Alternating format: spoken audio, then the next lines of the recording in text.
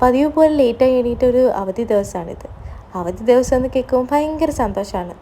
ആ തലേ ദിവസം കുറേ ലേറ്റായി ഉറങ്ങുന്നത് കാരണം പിറ്റേ ദിവസം ലേറ്റാവും എണീക്കാൻ വേണ്ടി. അങ്ങനെ എണീറ്റപ്പോഴോ 11 മണി. പുറത്തൊന്നും അപ്പോൾ ബ്രേക്ക്ഫാസ്റ്റ് കിട്ടില്ല. അതുകൊണ്ട് തന്നെ തട്ടിക്കൂട്ട് ബ്രേക്ക്ഫാസ്റ്റിലേക്ക് പോകാമെന്ന് ഞങ്ങൾ തീരുമാനിച്ചു. പെട്ടെന്ന് തന്നെ കുറച്ച് ഉള്ളി എടുത്ത് മുട്ട റോസ്റ്റ് ഉണ്ടാക്കാമെന്ന് കരുതി. കൂടെ എന്താണ് കഴിക്കാൻ? ആദ്യം കറി തീരുമാനിച്ചു. പിന്നീട് നമ്മൾ എത്തിച്ചേർന്നത് ഗോതമ്പ് ദോശയിലാക്കാണ്. ദേശീയ ഭക്ഷണം എന്ന് വേണമെങ്കിൽ പറയാം. എളുപ്പ പരിപാടി, മോശമില്ലാത്ത രുചിയുമുണ്ട്. പിന്നെ വേഗം വേഗം പണികൾ തീർത്താൽ വേഗം വേഗം ബ്രേക്ക്ഫാസ്റ്റ് കഴിക്കാം. ഈ വേഗം എന്ന് പറയുന്നത് 12 മണി തന്നെയാണ് കേട്ടോ. പിന്നെ ഈ പണി ഒതുക്കിയാലേ 5 മണിക്കെങ്കിലും ലഞ്ച് കഴിക്കാൻ പറ്റും. അങ്ങനെ എൻ്റെ ഉടായ്പ മുട്ടക്കറി റെഡിയായിരിക്കുന്നു. നല്ല ചൂടാണ് പുറത്ത്.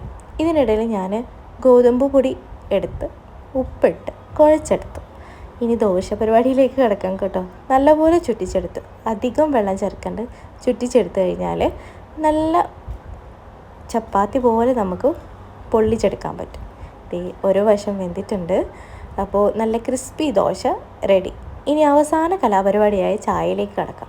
പാല് കട്ടൻ ചായ, പാല് കട്ടൻ ചായ. പാൽ ചായ എനിക്കും കട്ടൻ ചായ ഇക്കാക്കും. പക്ഷെ അവയതൊന്നും അല്ല കേട്ടോ, പുള്ളിക്ക് കട്ടൻ ചായ മതി. ഞാൻ പാല് വിട്ടൊരു കളിയില്ല. അങ്ങനെ എൻ്റെ ബ്രേക്ക്ഫാസ്റ്റ് റെഡി.